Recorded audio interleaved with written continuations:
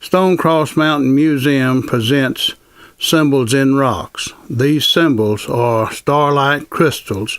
They are found in a medical symbol, a religious symbol, and 4 math symbols. And what you're about to see is all natural shaped. They have not been cut or altered in any way. Hi, my name is Don Hopkins, and this is Stonecross Mountain Museum. I'm the owner of it, and I have spent 30 years in collecting and assembling this museum collection. This is the only museum collection like this in the world, and I've made a documentary to share this with the world. So as you view this documentary, I would like for you to share it with your friends so they can learn about this natural wonder and miracle of creation.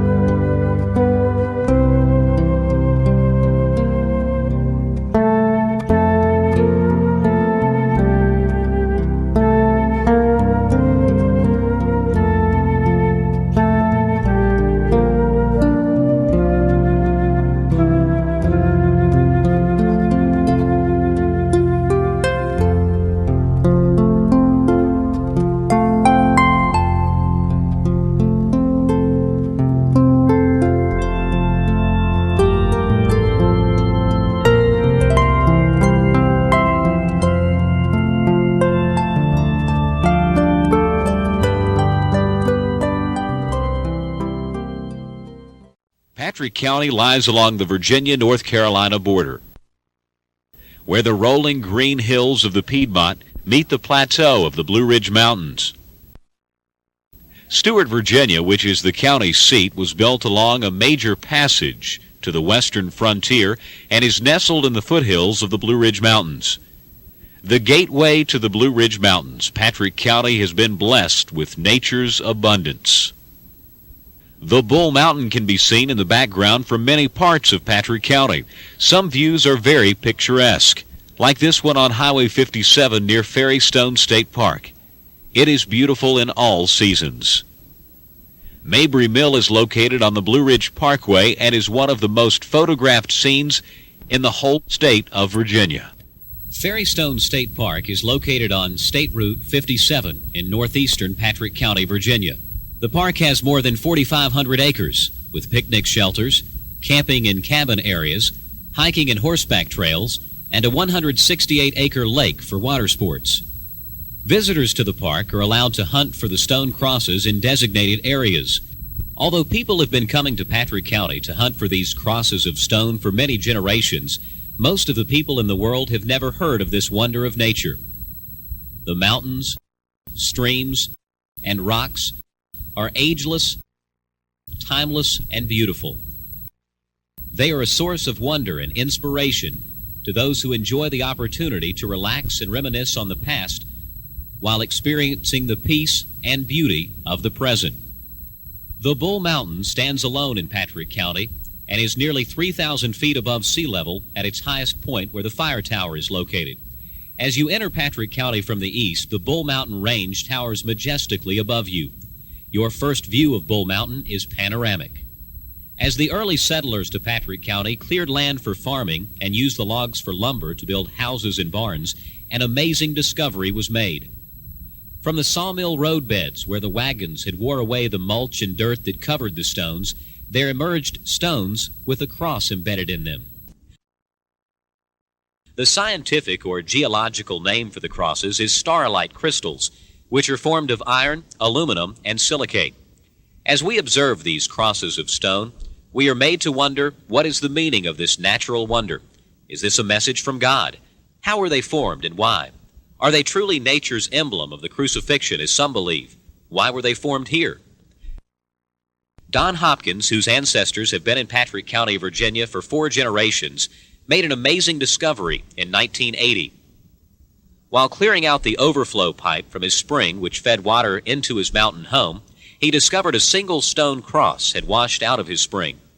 After searching the area around the spring, he found more crosses. To Mr. Hopkins' surprise, he found crosses 10 to 12 feet below the surface where he had graded a road to the spring. Mr. Hopkins developed a screen-sifting mining process where he separates the ore from the dirt by brushing the dirt through a screen. The stones are too large to go through the wire mesh screen, so they remain on top of the screen while the dirt goes through. The stones are then gathered into a wire basket and washed clean. After the stones are washed, the crosses are separated from the rest of the stones. Many of the loose stones in Mr. Hopkins' collection were found using this mining process. It is a slow process and tedious, but will yield many stones by repeating the process over and over. The stones are separated by type and size and graded, then mounted onto display boards.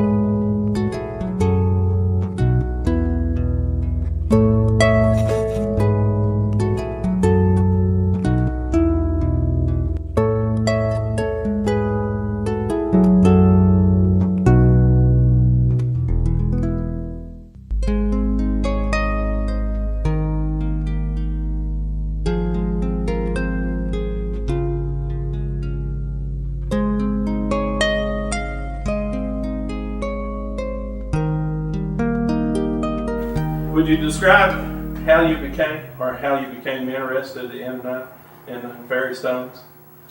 Actually, I purchased land for the water. In other words, I bought this house and 2 acres of land, and the water came off the mountain. It came out of the mountain into the house, and I had water rights, but I didn't own the spring. And so I went to the man that owned the water and asked him if he would sell me 1 acre of land so I could grade the road over there and dig a spring out. And so I wound up having to buy 18 acres to get the water. And so after I put the water in the house, I put a T in the line up at the spring where the water would back all the way up to it because it's just a gravity system come down out of the mountain.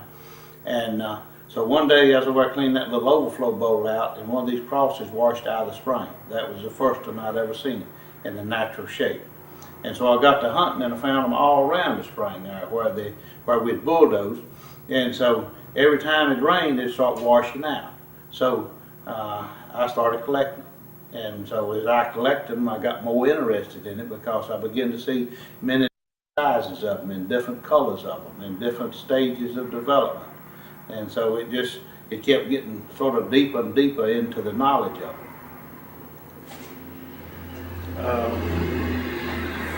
What's the scientific name? The geological name is starlight crystals. They are crystal. It's a crystal formation. How do a scientist geologists explain their existence? They say that they're formed by heat and pressure. And of course they say it was way back in the beginning when the volcanic action was. It was with heat and pressure. And one version is that 2 of the single crystals grow together, and that's how you get the cross. In other words, they're formed in a single crystal also. And so you find different sizes and different stages of development and different thicknesses of the single crystals also. About how old do they believe they are? They think they're over 300 million years old, but that's, anytime you go back that far, it's a lot of speculation. But whenever the mountains was formed is when they was formed, because it's one place up there, it's like a volcanic ooze where the molten rock flowed out of the mountain, and these crosses are stuck in it. So that tells me that they was there whenever this was in liquid state. Yeah. Most of the time I've heard them been called fairy stones. How did they get that name? When the people found them and got them in quantity, enough of them to start selling them, that's when they put the fairy stone name on it. The actual name is starlight crystals, but I guess they didn't even know what the name was. So they had to call them something, and since it's a cross symbol and it relates to the crucifixion, somebody come up with this theory that it was teardrops of angels at the crucifixion is what caused it. And of course they related an angel as a fairy. I mean, as far as an angel and a fairy, they didn't know the difference, and so they called them fairy stones. Are there other names that people call them? Now in North Carolina and Georgia, I found them down there. I've actually dug for them in North Carolina and Georgia, and they call them fairy crosses instead of fairy stones. Fairy crosses. I know they're found in other places like Australia and New Mexico and so forth. What do you know what the Australians call them? They are called fairy crosses down there also. Good. As far as I know, Patrick County is the only place that they're called fairy stones. The other places, everywhere that I've read anything about them, identifies them as fairy crosses instead of fairy stones. It's just somebody hung at, I want to say, nickname on them, and it's held on them ever since. And I noticed that you have, what do you have? You have mountain crosses, don't you, or stone crosses? The name of the museum is Stone Cross Mountain Museum. Now we actually own the land that's got the crosses on it, and this is the first one that was found in Patrick County, was found on this mountain where we own, and so that we just named it Stone Cross Mountain. In other words, it's part of the Bull Mountain. It's not actually the Bull Mountain, but it joins the Bull Mountain, and so to separate it, we just call it Stone Cross Mountain. Right. one of the things that been real curious for me is the discovery of the crosses fairly recent, or has it gone all the way back? Well, early in history? actually, it's been, the state park has been here for over 65 years. So it goes back probably 100 years when they first found them. Now, on the river goes in the front of my land, and at one time, years ago, there was a sawmill set up there. And it was a vertical sawmill. In other words, the blade went up and down instead of a circle saw, and it was water powered. And they brought the logs down out of the mountain to this sawmill, and that's how they discovered them. As the logs wore away the mulch and dirt it had covered the rocks, and then they began to see them. And so then they started telling about them, and the word spread all over the county that they had found them. And so I guess if people figured if they was found there, maybe they was found in other parts of the county also. But the area is somewhat limited to where they're found in Patrick County. Right. It's in what I'm going to call a geographical line. In other words, from Carter's Mountain to Ferrystone State Park, if you got the map and you draw the rectangle 2 miles wide and 20 miles long, I found 16 different outcroppings in that one geographical line. All right, you state in your book that the early finders were amazed at finding the crosses. Well, you could imagine how people would feel if they said, we found rocks with crosses in them, and nobody's ever even heard of anything like this. And then the curiosity starts building. People want to know how big are the crosses and how many are they, and what shape are they, you know. Are they little small crosses or big crosses? And so it got enough interest that people started hunting for them all over the county. And then they found them in several different places. And so this gentleman that told me, he was a real elderly gentleman when I first found him, and he told me, Mr. J.J. West, he said the stones was found on my property, the first place in the county, when they was dragging their logs out to the sawmill.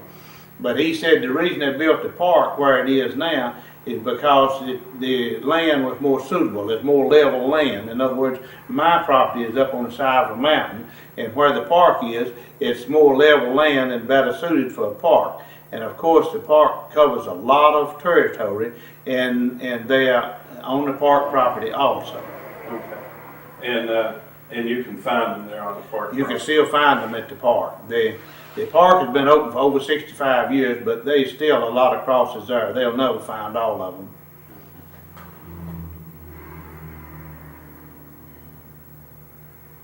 And the reason I say that is because they go down in the ground also. In other words, I have found them as deep as 18 feet in the ground. So although the park's been open for many years, they just went through the topsoil. They haven't got down to where the rest of the crosses are. They're still there, plenty of them. Okay. From the other side, I know there's people that are skeptic, and they don't believe that these things exist. Well, for somebody that had never heard of them, and you tell them you found a cross, it does create a little bit of skepticism. Maybe, and I've had people tell me, well, don't you reckon somebody made them? You know, because when you just hear about them and you haven't actually seen them, you know, you think, well, maybe they was made and brought here from the other country or something other, because they really don't know what they look like. And I've had people ask me the same thing, say, don't you reckon some past generation used them for money or to trade with or something other? But then, when they saw them in the rock, see, that dissolves the theory. And so when somebody just heard about them, they haven't actually seen them in the rock. And once they see them in the rock, of course, that dissolves all theories. They know that nobody couldn't have made them in the rock. They had to be formed that way. And some of the ones that are in the rock are almost perfect. They're almost. They are formed in different stages of development from nothing to perfect, but they are found completely perfect in the rock. In other words, you find them in many different stages in the rocks, in the matrix rocks now I'm talking about. They're in many different stages, even in the same rock. And you find broken pieces in the rock and completely perfect whole stones in the same rock. And then you find them in mixed sizes in the rock, and you find them in mixed stages of development in the rock. And that's one of the things that you discovered and you And displayed hunting them, here. that's part of the things that I've discovered is, I didn't have a reference book or guide to go to, so just by working in the field and digging them, I found many things about them that's not known before until now. Yeah. And the scale can range from, Well, I've got them where you'd have to use a magnifying glass to find them, and I've got one back there in the showcase that if you put it on top of a match head, it wouldn't cover the whole match head of a stick match. And then I've got one that's 4 inches and a St. Andrews that's 6 inches. So yeah, I've got 72 sizes documented, but I believe it's over 200 sizes because they increase in size in just increments. So it's a lot of, I haven't found enough crosses to build a 200 size scale yet, but I believe they exist. yeah. And also you've discovered about the hardness too, that they vary. Well, actually, how I found out about the hardness, which most of the encyclopedias say that the hardness is 7 to 7.5, and the reason they say that is they've only tested the stones that's in North Carolina and Georgia, the harder stones. Now, I had a man come to the mine and get specimens, and he took them to Florida and done a hardness test on them, and then sent me a report back, and he said most of my stones was from 2 to 5.5 in hardness, but some of them did go up to 7 or 7.5. But the biggest portion of them was from 2 to 5.5. So they're found softer here in Virginia than they are anywhere else that I've been able to locate. I've read in some of the literature they talk about Wilson and Theodore Roosevelt being connected to the fairies. Now, this is part of the legend that's put out by the park and all the other people that deal with the fairy stones. And somewhere in the history book, it's recorded that Woodrow Wilson and the other one, what was the other one? Theodore. Theodore Roosevelt and Wilson both carried them. And they also say that heads of the European wars also carried them. They had learned about them and I guess traded and so forth with the servicemen. And so they say that some of the servicemen in other countries also carried them, Okay. high-ranking officers. Have you ever heard the story about Captain John Smith giving Pocahontas? Yes, I've heard it. I don't know any way you can document it. And also, there's a book written several years ago called The Trail of the Lonesome Pine, where a gentleman gives one of the crosses to his lover, and that produces a lot of good things. So that's just fiction as far as I know. Well, it's said over at Norton, it's a long way from Patrick County, isn't it? Right. So, but anyway, there's been a lot of tales told about them, but the way I see it, it's not just a fairy tale, it's too real. It's such a perfect cross, and it's such the formation, the symbol of the cross is Christianity. In other words, it represents Christianity, and it's too perfect a cross to write it off as some just freak of nature or some odd formation. In other words, it's a definite shape, and every cross that's made by man worldwide is known as representing the crucifixion of Christ. And so I say if all other crosses represents the crucifixion, I say this one does also. That's my opinion. I do think it's a message from God because it's 3 basic crosses, and one of them is shaped like an X mark. I've got one right here. Now you can, if that don't look like an X, I don't know what it does look like. But you can see it's shaped just like an X mark. And the one of them, I don't know whether you can see this or not, but this one is equal-sided, and this is an X mark, and this is a Roman cross. And I believe this represents the 3 people that was crucified, the believer and the non-believer and Jesus. That's the way I see it. And I believe the 3 top points of the cross represents the Godhead, and the bottom point represents one way. I believe it's symbolism in the cross that's not found in other methods of execution. So I believe it is a message that the crucifixion actually did happen. It wasn't just a story that somebody wrote, but Christ was crucified, and he was numbered among the thieves, and he buried and rose again. That's what I believe. That he atoned for the believer's sin on the cross. The one that you picked up there is the Russian one, isn't it? That's a Russian. Yeah. Now they also have the other shapes too in Russia. They've got the Maltese. They've got the Maltese and the Romans also. So all three shapes is found over there in Russia. All three shapes is found in North Carolina. All three shapes is found in Georgia. All three shapes is found in down under, in other words, Australia.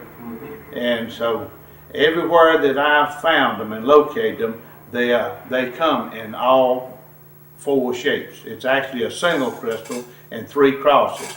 Now you've got many variations of them, but they are still the same basic shape.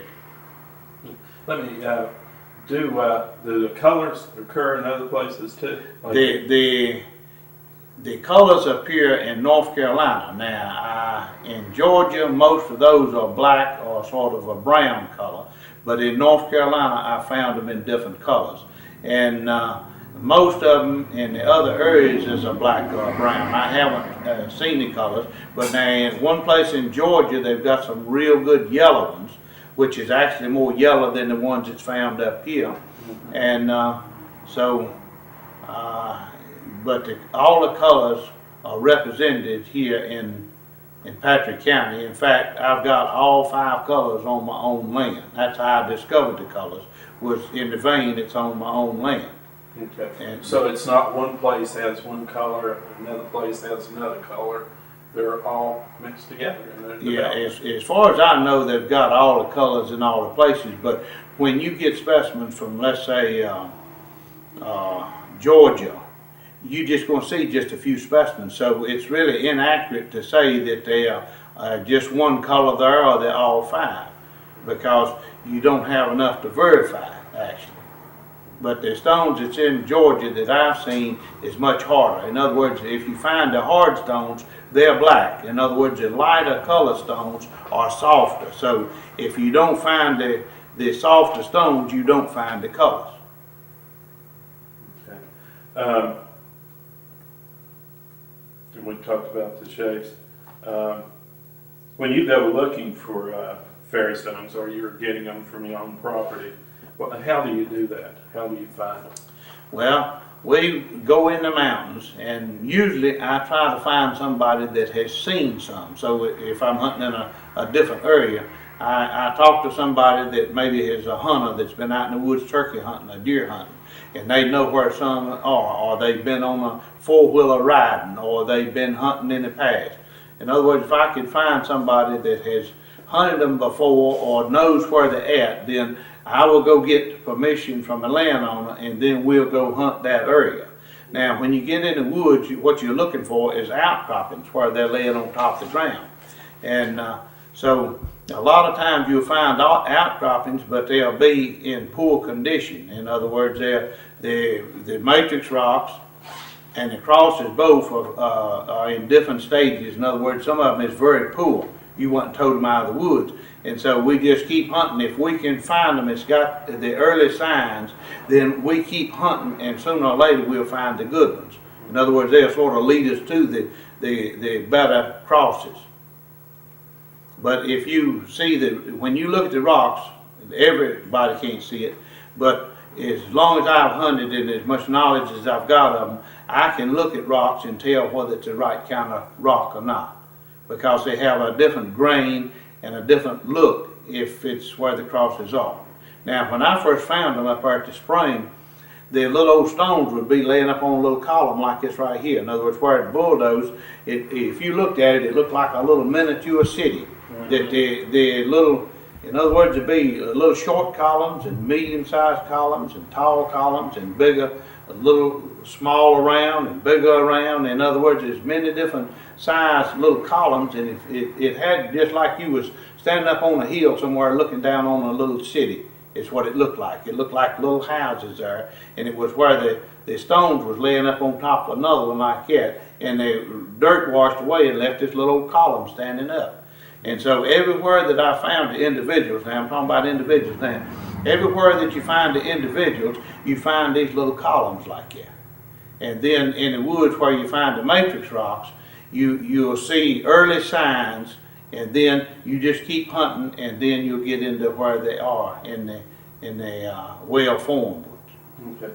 Are they a lot of people in the county or in the area interested in them to the point of going out and traveling? Oh no! You see, the Cincy Park and the knowledge of these crosses has been here so long. The park's over 65 years. They've been hunting for almost 100 years. But all the crosses, I'm talking about matrix rocks, that was close to the road and easy to get, people got them and towed them out.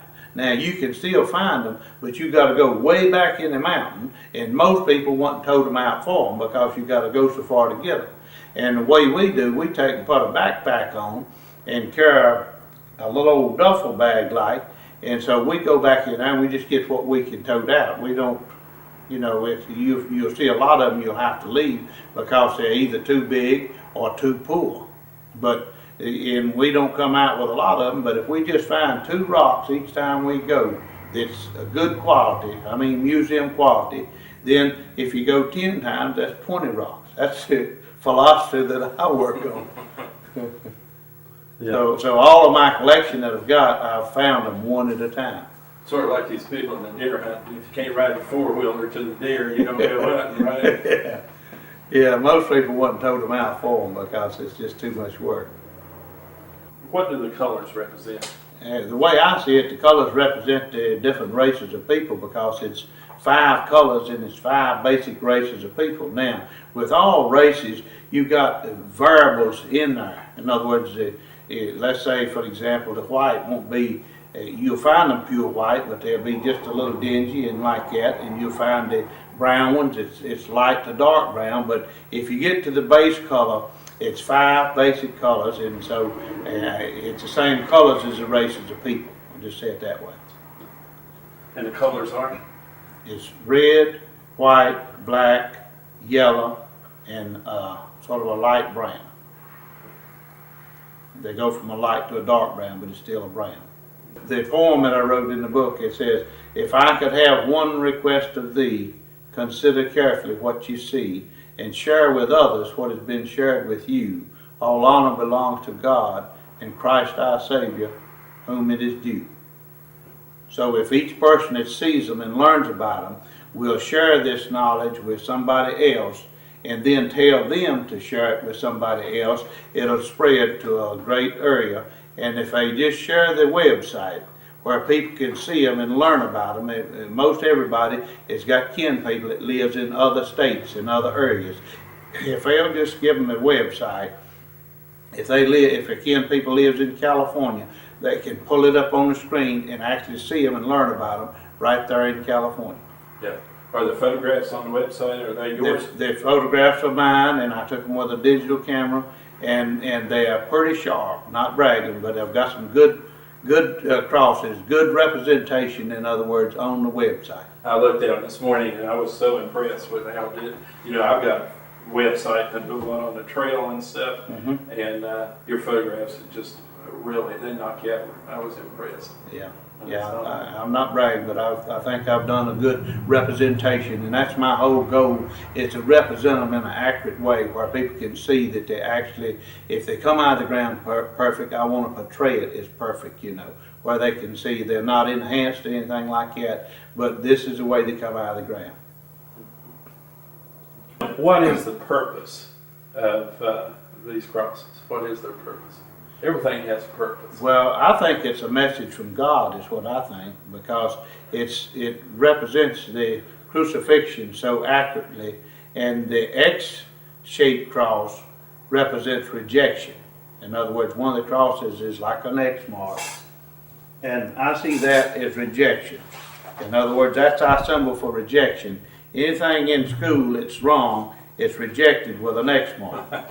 And this is an X mark, you can see easy. And this one is equal-sided. The Maltese is equal-sided. And equal means completed or perfected. In other words, salvation was completed and perfected forever for the believer when Christ died on the cross. And then this one, the way I see it, represents Christ. And the three top points represents the Godhead, and the bottom point is one way. There's only one way to the Godhead, and that's through Christ and His suffering on the cross. Now, if you block off the bottom part of that, you can see this one and this one is the same. In other words, the believer is in Christ. The unbeliever is not. You see, this one won't fit in there. So the believer is actually in Christ. And the scriptures teaches that the Lord said, I in you and you in me, I in the Father and the Father in me. In other words, it's an interconnection. And the way these crosses are actually made, I don't know whether you can see from a drawing or not, but they are tilted. They are slanted on all four sides like that. So in the way I see that, redemption flowed away from the cross to every kindred, tongue, and nation and people. But it's a slanted cross. In other words, it's not just a flat cross, but it's a slanted. And it's a directional thing. It goes in all the different directions. The main thing that I would like for people to do is actually learn about them. Now, the problem that I run into with a lot of people is they think that they know about fairy stones because they've heard about them and they've drawn their own conclusions of what they are, and some of them maybe is disinterested because they're called fairy stones. And so what I would like to encourage people to do is actually look them up on the internet, and it won't cost them anything to do that, and see the actual representation of them, and then decide for themselves whether this is a miracle of creation and a natural wonder, or whether it's just something that happened. But if they will take the time to learn about them, I believe that they will see that it's more to it than a fairy tale. It's a wonderful creation, and it's if it didn't have any symbolism at all, it's a beautiful creation to see a cross. It's completely perfect, created and embedded in the rocks also, but they're found loose in the dirt and in the rocks, a perfect shaped cross. That's a wonderful creation, the same as the quartz and the diamonds and amethyst and geodes and everything else. It's still a wonderful creation if you just take it from a natural creation standpoint. Yeah, and that's that would have been me before. I came down here and saw your museum.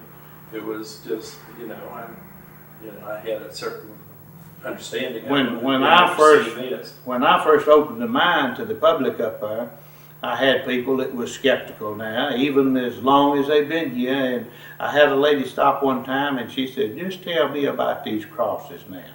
And so I didn't know whether she was local or away from here or where, but anyhow, I began to show and tell her about them and show her many different specimens, and then we went out there and hunted some, and I showed her how they was in the buckets of dirt.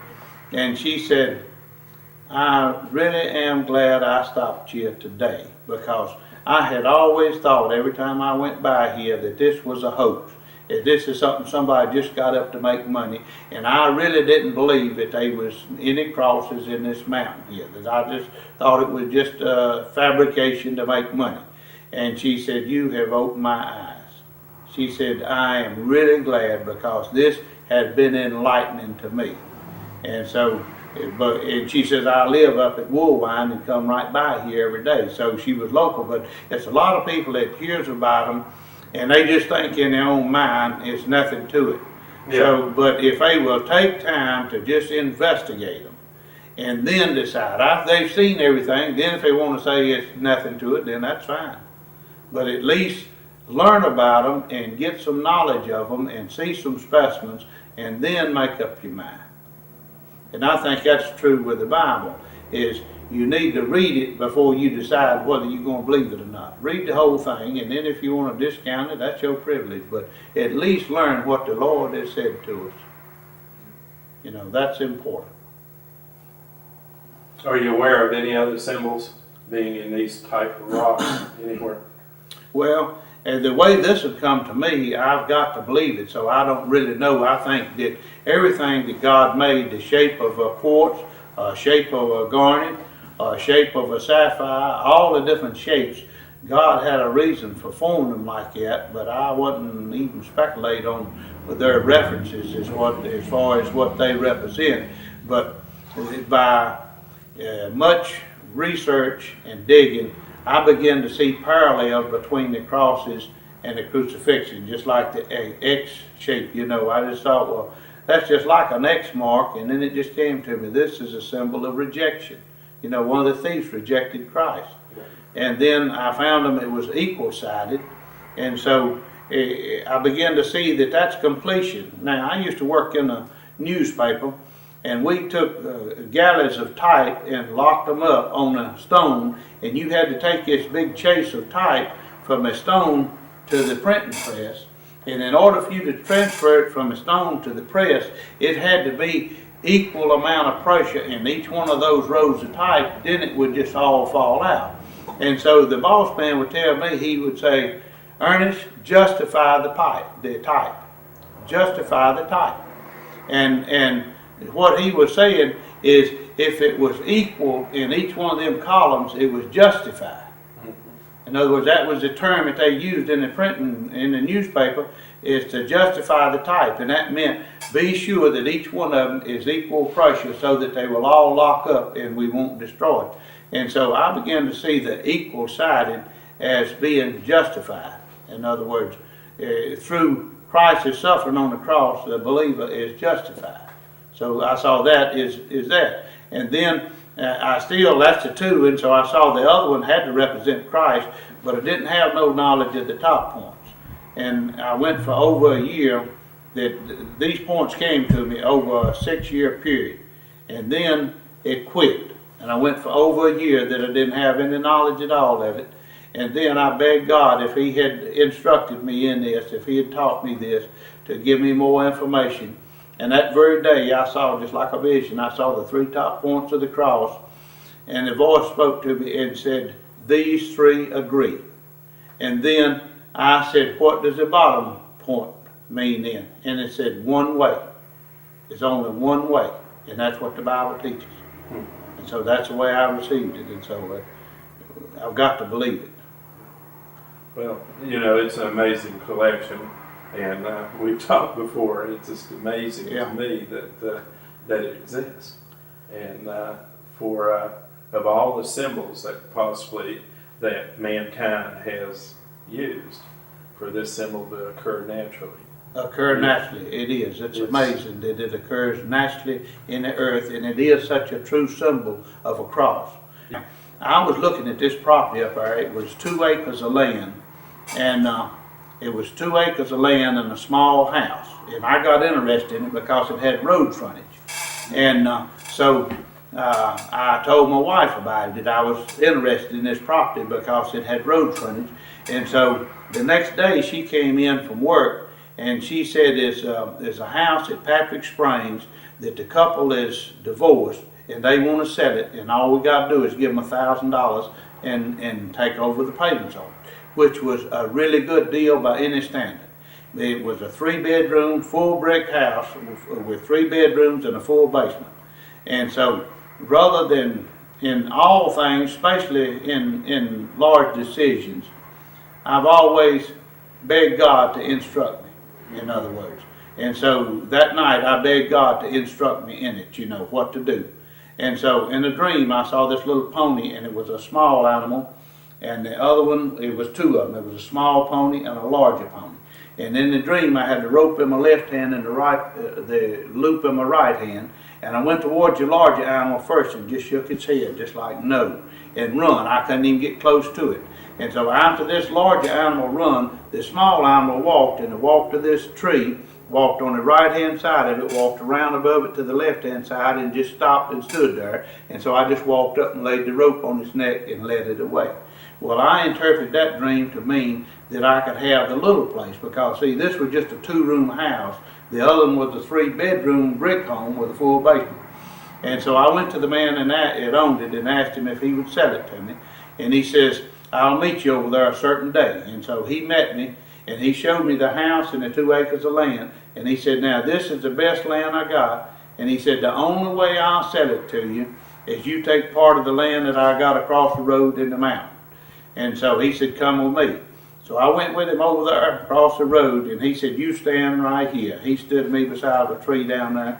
He walked up beside that mountain to a pine tree, walked on the right-hand side of it, walked around above it to the left-hand side, and stopped and stood there in motion for me to come to him.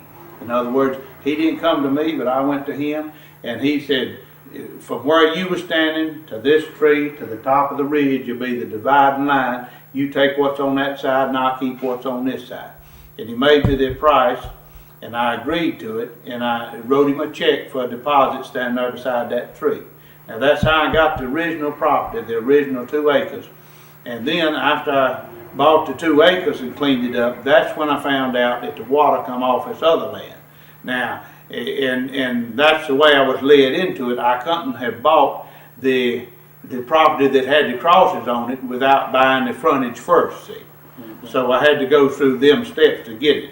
And so then one of the crosses washed out of the spring. And that's the first one I'd ever seen. I wasn't a rock hound. I wasn't a hunter. You know, I wasn't interested in rocks. I wasn't a geologist.